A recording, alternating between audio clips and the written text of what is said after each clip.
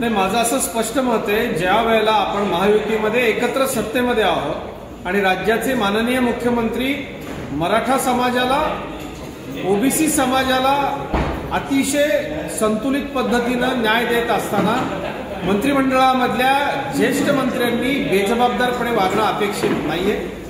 माझं या निमित्तानं एकच सांगणं आहे की राज्याचे मुख्यमंत्री देवेंद्रजी फडणवीस हे सातत्यानं प्रत्येक समाजाच्या बाबतीत सामाजिक न्यायाची भूमिका घेत असताना, चर्चेचे दरवाजे खुले असताना, कुठल्याही प्रकारे ओबीसीच्या बाबतीत विशेषतः विशेष ममत्वानं कुठलंही नुकसान होऊ न देणारे माझे नेते आदरणीय देवेंद्रजी असताना अशा पद्धतीनं मंत्रिमंडळ बैठकीला न जाणं, नाराजी व्यक्त करणं, हे काही राज्यातल्या जबाबदार मंत्र्यांची वागणूक असू शकत नाही. असं नसायला पाहिजे असं राज्याचे नागरिक म्हणून आम्हाला वाटतं. दुसरा विषय, लक्ष्मण हाके हे राखी सावंत आहे, त्यामुळे त्यांच्यावरती फार न बोललेलं बरं.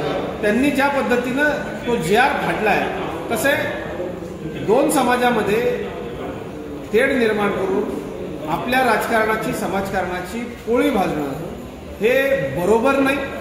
महाराष्ट्राची सामाजिक वीण जातीय सलोखा यानं उसवतो, बिघडतो. त्यामुळं माझं काही लोकांच्या बाबतीत तर अशा पद्धतीनं अस्थिरता राहिली तर त्यांचं दुकान चालतं. त्यामुळं हे निषेधार्ह आहे असं मी मानतो. खरं तर ओबीसी उपसमितीची देखील त्या ठिकाणी समिती गठन करण्यात आलेली आहे.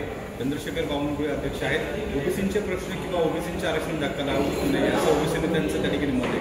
आता मराठा आरक्षणाचा विषय झाला, ओबीसींचा त्या ठिकाणी समिती स्थापन झाली आहे. कसं बघताय, कारण बरेचसे प्रश्न आता सरकारसमोर ओबीसींचे देखील. ज्या पद्धतीनं राज्याचे मुख्यमंत्री माननीय देवेंद्र फडणवीस साहेबांनी सातत्यानं ओबीसींची पाठराखण केलेली आहे, ते पाहता यावेळेला ही जी ओबीसींची समिती, उपसमिती तातडीनं सरकारच्या वतीनं गठीत करून माननीय चंद्रशेखरजी बावनकुळेंना त्याचं अध्यक्षपद देण्यात आलंय.